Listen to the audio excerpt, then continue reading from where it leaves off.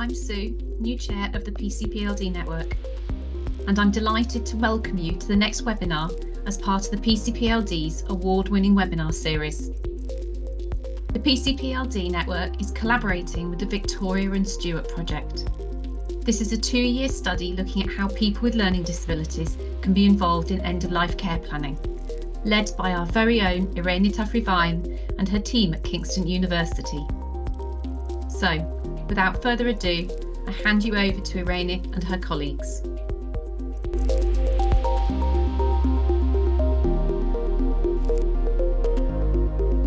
Welcome, my name is Leon Jordan, a researcher on the Victoria Stuart Project.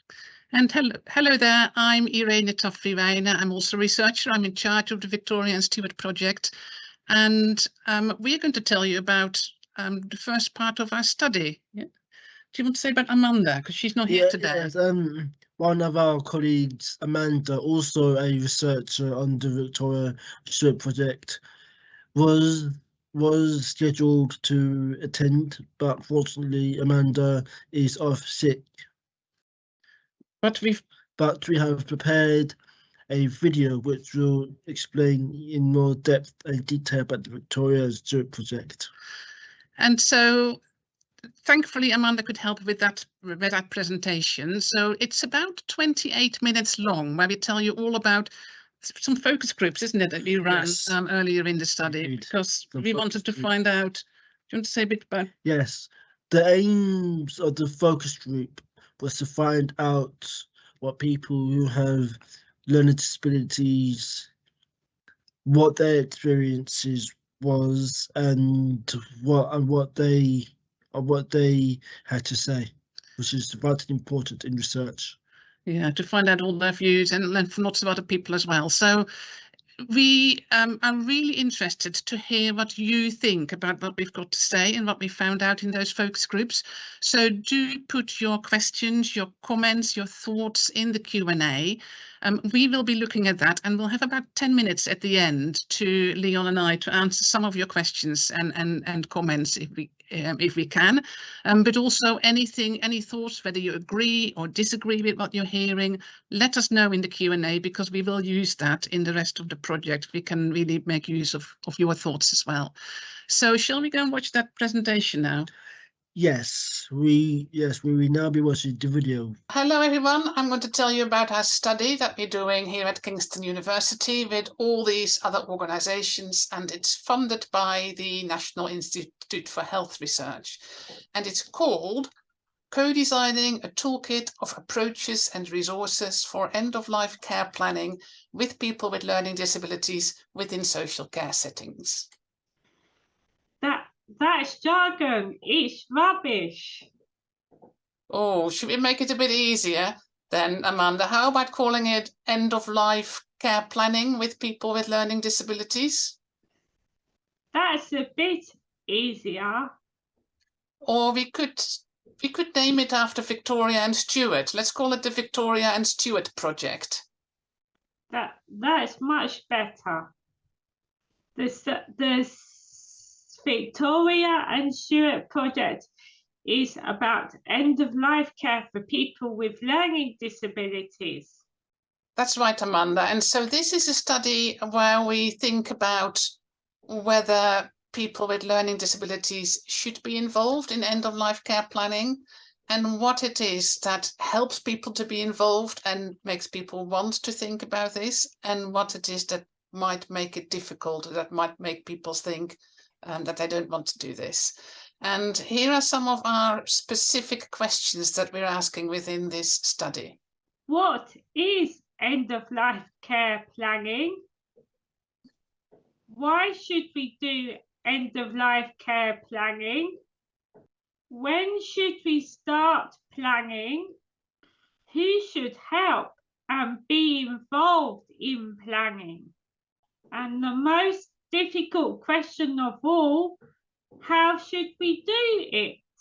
So some really important and difficult questions there. And we're doing this study in 5 different stages, and actually stage 1 and stage 2 are happening at the same time. That is finding out what we already know about this, so doing a literature review, and then running a number of focus groups, asking lots of different people about these questions that Amanda has just told you about.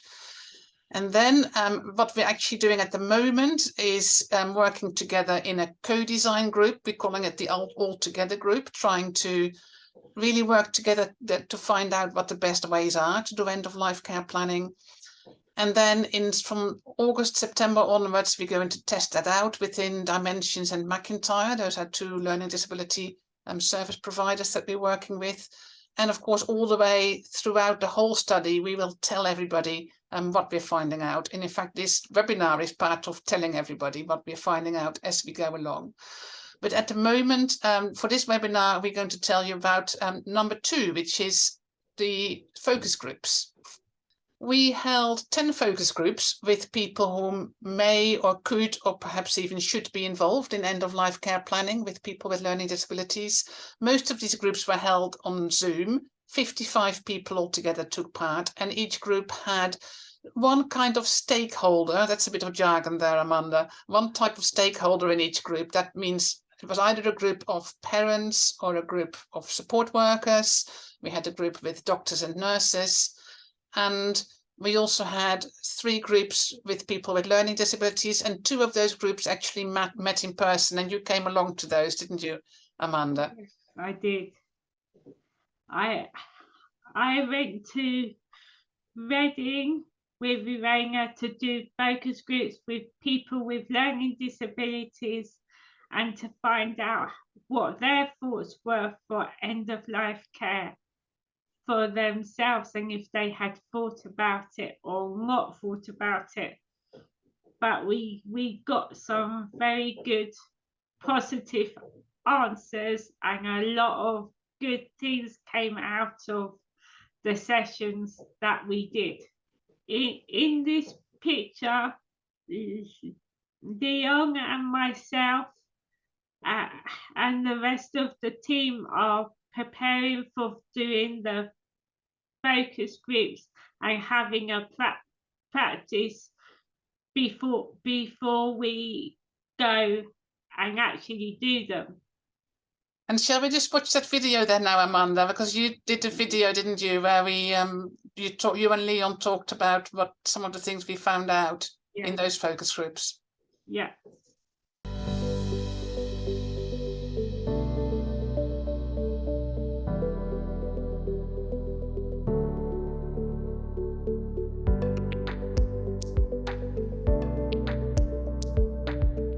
I went to a focus group up in Chesterfield. I done my first focus group on Zoom with Dimensions and my second focus group in Reading.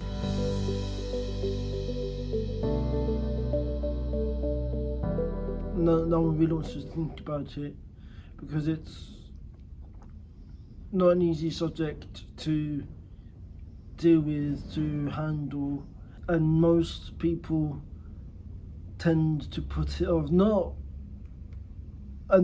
They don't do it out of not wanting to do it. They do it is because they're not prepared for it, because death can strike any time, any age, anywhere. When to prepare for it, and how we as a society prepare for it. And that question, sometimes it's answerable, sometimes it's not answerable. How can we prepare for something we don't know when or how it's going to happen? And that's not easy to handle, let alone plan.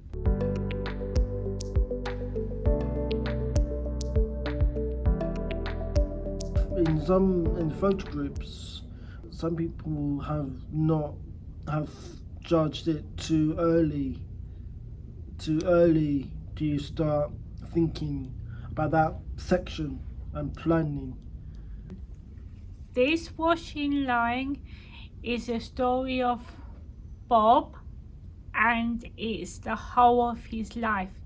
So when he's a baby, when he goes to college, when he lives independently, and unfortunately when he gets ill, and then when he has his funeral. But we used that, didn't we, to explain or to ask people when they think we should start to plan. So people put the different things of planning on the washing line, didn't they, when they thought it should be done. Was there any clear winner anywhere? The answer to that question is no.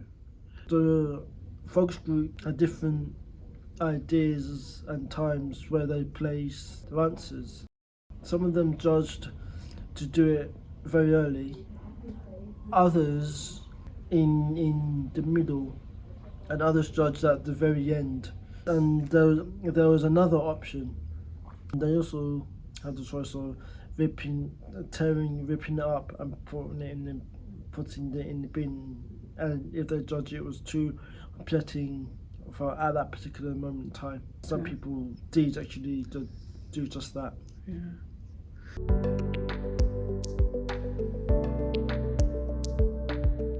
There was one person in the group who got on really well with their support worker, and she left, and the person didn't think that they could still stay in contact with that support worker because they have their own lives and their own families, because she thought that she wouldn't be allowed to stay in contact with her support worker. And I think she was really surprised that I was still in contact with the support worker that had left. It made it very difficult because you don't know who you're going to have to replace them, and then you got to start all over again. But if it's someone you already know and who knows you really well, then it's a lot easier to do that. And what that came down to is individuality. Everyone had their own minds. We and our families and other members of our networks, we have the power to make those decisions when we judge. Everybody is different, and they do it when they're ready to do it.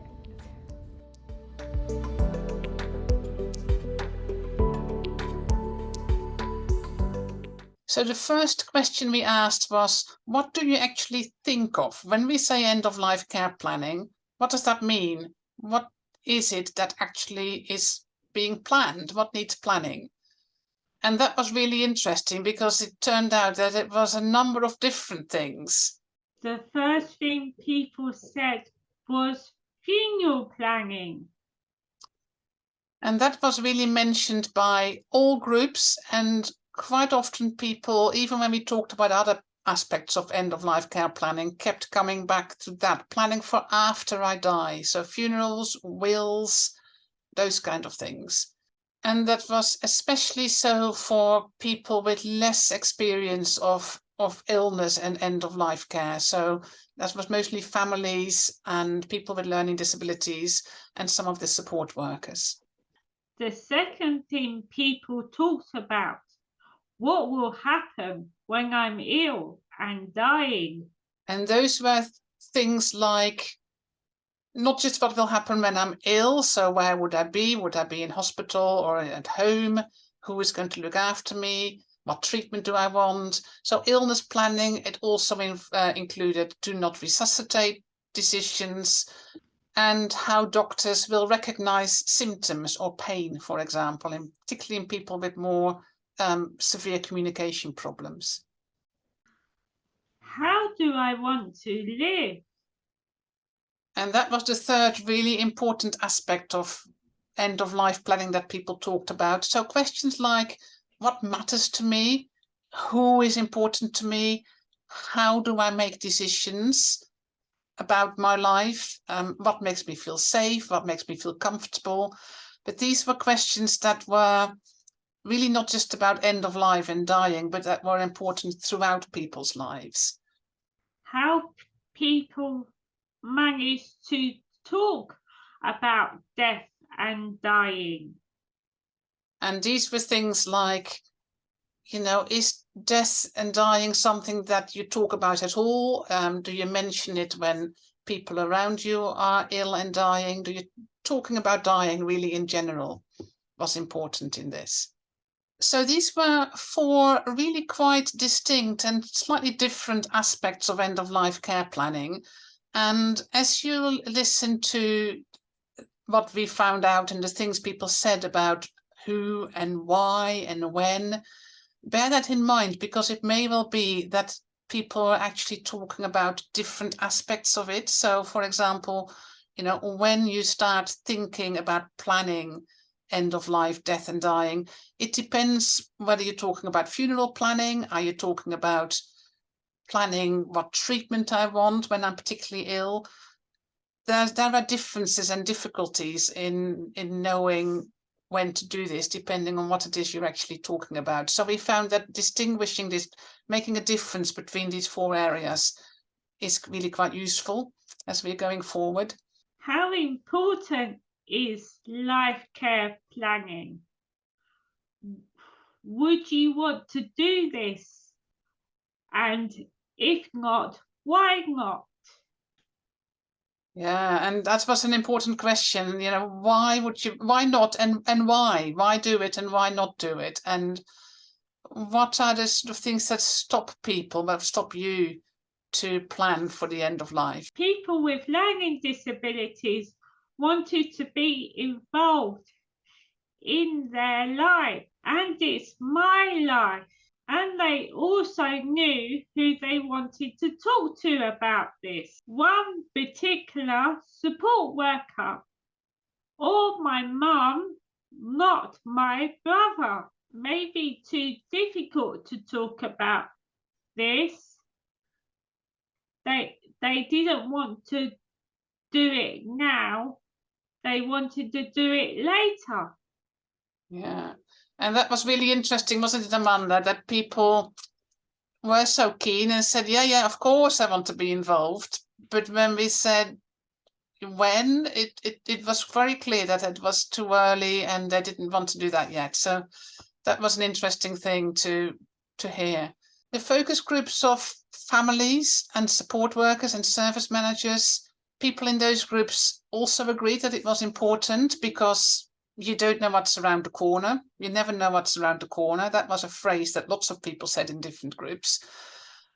But families and support workers and managers also admitted that they didn't really want to talk about it. It was really quite difficult and they really didn't want to go there. But I was struck by the groups with families and staff who are supporting, or the parents of people with severe and profound learning disabilities, like Victoria, whom this project is named after. This is a picture of Victoria and her mother, Jean, because those groups of people knew from experience that things can very easily go wrong if no plans are made, that hospitals then don't necessarily make the right choices for the person. And we're really concerned about who would know my person that I love and support, who would know that person well enough so that I can be sure that they make the right decisions if I'm not there to help them. And professionals like doctors who work in hospices and in palliative care and nurses, they also clearly knew that end-of-life care planning was important, but actually raised some concerns that the processes and the ways we do this may well meet our need as healthcare professionals rather than the person's need. So is this a system that we're trying to impose on somebody? When should we plan?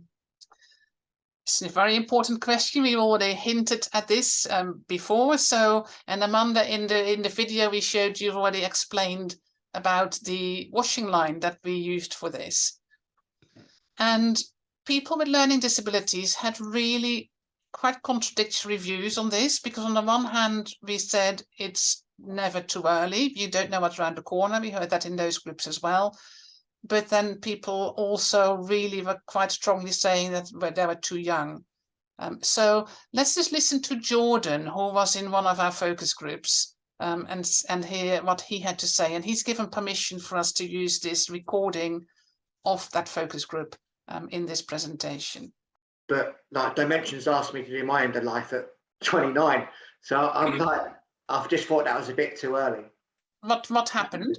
Well, they said to me, have you thought about how you're going to die? And I just turned around and said, well, I haven't thought about how I'm going to live yet. You know, that it's just, I took it seriously. I just think, like, let me get a little bit older, you know. And what I will say is that if I did do my end of life plan at 29, what happens when I get to 79 and all the things I put at 29 have changed? So, you know, there's got to be a fluctuating thing going on there. Well, I just think if you ask, and I'll try and word this carefully, if you were to ask a 29-year-old without a learning disability whether they've done their end of life plan, I would bet money on it that all of them would say no. Thank you, Jordan. Jordan did a lovely blog about the All Together group. That's right, because we've asked some of the people who took part in those focus groups to be part of the next bit of the study, which we're doing at the moment. That's our co-production group. That's jargon, isn't it? We're calling it the All Together group. Keep an eye on, read Jordan's blog. It's wonderful. It's on our website. You can see the address here. We publish a weekly blog where you can keep up to date with what's happening in the project and different people's reflections on how they feel about things. But let's just move on to back rather than on to the focus groups, Amanda, shall we? So people with learning disabilities and staff and families, as I said, were really aware that it is important to do planning, that it should start early. But planning for illness, making specific choices about treatment and where you want to die and who you want to have around, were really almost too difficult to answer early. And it was interesting talking to the focus group with the professionals who are mostly doctors and nurses, as I said, who work within palliative care, not necessarily with people with learning disabilities, but with the general population. And they also said that those specific choices about treatment options, about care choices, such as home or hospital or hospice, where would you want to be, they can only really be realistically discussed at a time when you need to, so when you are actually ill, because those choices depend on what is available and also on the illness or on the need.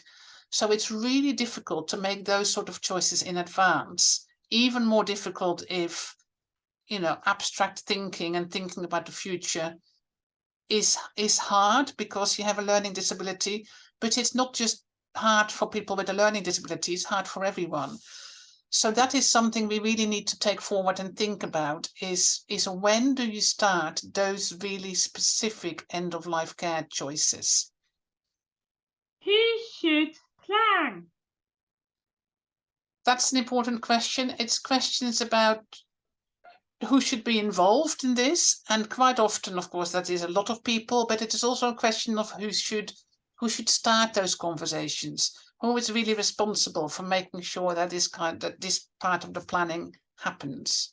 People with learning disabilities wanted it to be their families and support workers, but sometimes support workers leave.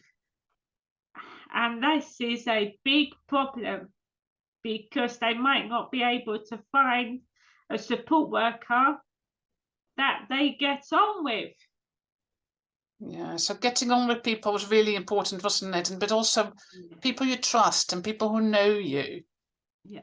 And you can never be sure that that person is still around when you need to later on in life. The families in the focus groups also thought that it was their role to do this, and they would be very worried about who would be there if they weren't there. In their experience, support workers leave, so they also mentioned that, and that circles of support So the people, having a group of people around that really know the person, that was maybe specifically set up as a circle of support. In our experience, that often fell apart, or the support workers didn't really stay. The support workers themselves, they also thought, they were very clear it was their role to talk to the person about end-of-life care plans, and felt that managers, learning disability service managers, were particularly important in this, particularly when it comes to engaging with families. And professionals, so those were the groups of the doctors and the nurses, they also were very clear it was their role. But interestingly, they weren't really mentioned by families and support workers or people with learning disabilities, except by those who had experienced people dying. And so when we thought about this afterwards, we think that is because the professionals were specifically talking about planning for illness, making those specific illness choices, because that's what their experience is. They were professionals working in end-of-life care, whereas the families and the support workers were more talking about funeral planning and general life planning and talking about dying. So it may well be that that explains why there was a bit of a disconnect between what professionals thought their role was and them not being mentioned by the other groups. Now we're thinking about how on earth can we do it? Multi-million-dollar question there, Amanda. How on earth can we do it? And that is really difficult. So the best way of doing end-of-life care planning, what helps, what hinders? People with learning disabilities like playing games and talking about it in a fun kind of way. Yeah, and that is why we came along to the focus groups with these boxes, and hats and all manner of things, didn't we? Yeah. And it really worked well to talk together with this in a group. People enjoyed it as well. But we really had to work hard on finding ways of making people feel relaxed and creating a safe space where it's okay to not want to do it and to put things in the bin or go away. So some people sort of, went to the corner of the room and then came back again afterwards. So how to do it is really quite a tricky question. And the other groups, the families, the support workers, the professionals, were quite stumped, didn't really know what is the best way to do this, and hadn't really found many ways that worked well. So lots of questions we've asked there. What's next? We are going to run a number of additional focus groups to have a particular focus on the views and opinions and experiences of people from minority ethnic groups. We think that's important to make sure that that we're as inclusive as possible. We are taking all those questions with us into the All Together group. Not easy questions, are they, Amanda? We're a little bit stumped ourselves at times, but yeah, and we've invited some of the people that were in the focus groups, haven't we, to come and join that group, to work together and just try things out, to try different ways of doing end-of-life care planning, to think about all these different areas. We do forms to do with end-of-life care, but sometimes the forms are very difficult to understand and they've got big jargon words in them. They're not that easy to plan a funeral. So that's what we're doing at the moment. We're still right in the middle of that right now. We're meeting every couple of weeks on a Monday here at the university. And then we're meeting with a number of people without learning disabilities from the other focus groups, the families, the support workers, the managers, meeting with those online also every couple of weeks. And then hopefully by the summer, we will have figured out some sort of way that we think might work. So we're hoping to develop some guidance and select or maybe even produce and make some materials or tools. We call them tools, but they're not really hammers and nails, are they? Nothing to do with tools. A toolkit is a terrible word. But we're going to develop something that people within learning disability services may be able to use to help them do the planning. And at the moment we're trying those out with the group. We leave it there. I just want to acknowledge Books Beyond Words. Most of the images in this presentation, and indeed most of the images on the washing line, are taken from Books Beyond Words. So thank you very much to them for allowing us to use those. Thank you also to all our collaborators, and in particular to MacIntyre and Dimensions, who helped us so much with those focus groups and are now also helping us with the Altogether group. And then, of course, it's not just you and me, Amanda, at Kingston University doing this project. There are 9 of us, so here we all are, and all of them have helped doing the work that we've told you about. So thank you to Becky, Andrea, Leon, you're here, David, Richard, Joe, and Sarah as well. Thank you very much. That was a quick overview. Now, does anyone have any questions about the project? Thanks, Amanda, for helping me telling this. And yeah, let's just see what people want to know more about. Thank you, Amanda, for that brilliantly explained overview. Irene, do we have any questions? We do, Leon. There's loads of questions, so it's really good to see how clearly there's lots of you out there who are thinking and struggling with this topic. Most of the questions are for you, actually, Leon. So shall we start with the first one here? Yes. So there's Vicky, who is running something called a Dying Matters workshop. I think that's sort of groups of people meeting together to talk about the kind of thing that we've talked about.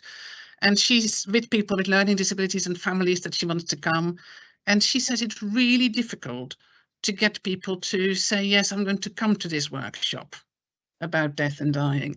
So she wants to know whether it's too scary, they say. So she wants to know whether you've got any tips of what might make people come. Because we know that once people are there, they are surprised themselves how much we enjoy ourselves, isn't it? And want to come back. But how do you get people to come in the first place?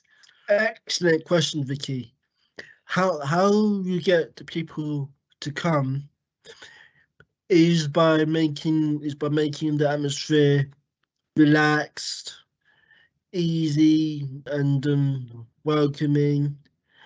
A tip would be to introduce some games or some light-hearted material, because as the theme of death is upsetting, it's painful, and none of us want to deal with it, but we have to because it's a part of life. So keep it fun, make it welcoming, interactive, and something that, and one tip is to listen to some music, calming music, which we have found is which we found as researchers really sets the tone for the day. Mm-hmm. And I think that's right. And I think when I think about that, we also usually make sure that people know beforehand that that's what we're going to do. So we make it clear it's about death and dying, but we also say in this workshop we're going to play some games. We're going to play the washing hand game and the hat game, and so we find that people then come saying, "Oh, you know, can we play that game or the box game?" Various sort of things that we find help. And what we're doing at the moment in our Altogether group on the Monday is to find ways that other people, that you, Vicky, and other people out there be able to take and use and try and do the same. But it is a huge issue, is how do you get people to come in the first place? Because it is scary. It is too scary often for people. So you're right. Steve, who is a doula, I don't think I'll start to explain what a doula is, but it's in a nutshell somebody who helps, who accompanies, who is with people as they come to the end of their life and as they're dying. He says he wants to know from you, what if there is disagreements between people about what should go in your end of life care plan? So imagine you, Leon, if there's friends and family who disagree with what what goes in your plan. Can you imagine that might happen, that people disagree? Oh, very precise and direct question, and a really good one at that, Steve. If there are disagreements in what should go into a person's end-of-life care plan, the best way to solve that problem is to have regular meetings with both sets of parties, get them to make a promise to each other and to you that if there are disagreements, they will sit down and they will have a meeting, and there will be a mediator to ease the process. In doing this will not only make the time you have left manageable, but it will also bring together that are important to you in a calm and peaceful way, instead of shouting and disagreements. And doing this shows that people care enough about you to be willing to compromise, because that's what thing. That's the thing with our disagreements. It's about compromise. Thanks, Leon. And it's also really about making sure if there's disagreements that it's about what you want, right? Absolutely. So hopefully they will find a way of finding out what you want. And if there are people for whom, you know, it is too difficult to say that. So clearly the people in our All Together group and the people who came to our focus groups are people with learning disabilities who are able to think about this and to talk to us about it.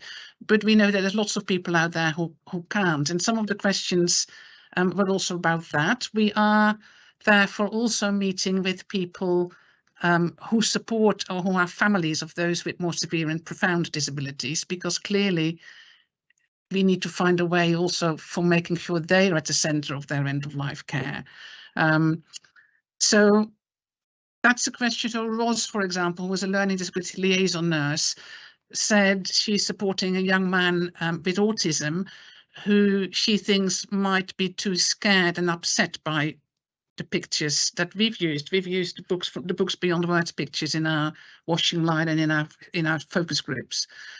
So she thinks it might be too upsetting and scary and people might have nightmares.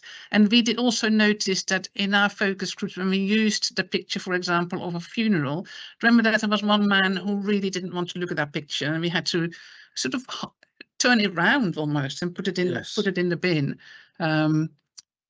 So it's finding a way of respecting that and still talking about these important issues that matter to people's lives.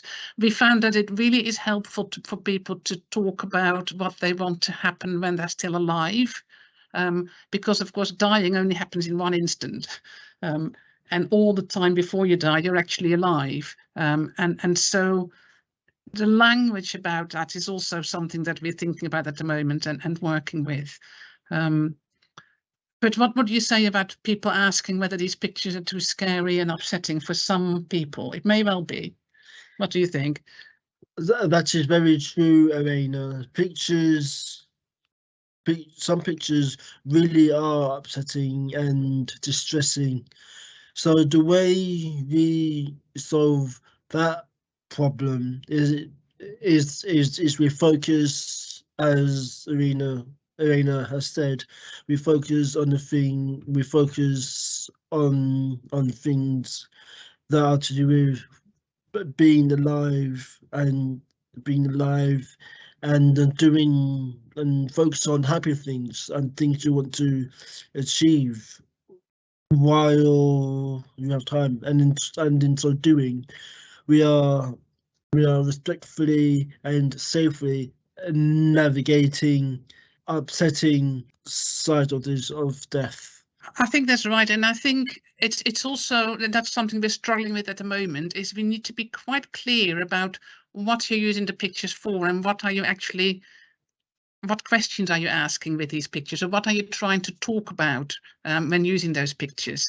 Quite often when you show a funeral picture, for example, you'll find that people will begin to talk about the funerals they've been to. They will think about their own losses, the people who've died, and that needs time. You know, you need to do that. If that's what people need to talk about, you know, what you might want for your own funeral, for example, will come after those discussions. So you can't really plan very easily that you're going to have a discussion now in the next half an hour to plan whether you want to be buried or cremated, for example. Absolutely. But that's the kind of thing that we're working with at the moment. And yeah, I mean, it is an upsetting topic. You can't sort of make difficult topics be not difficult, you know.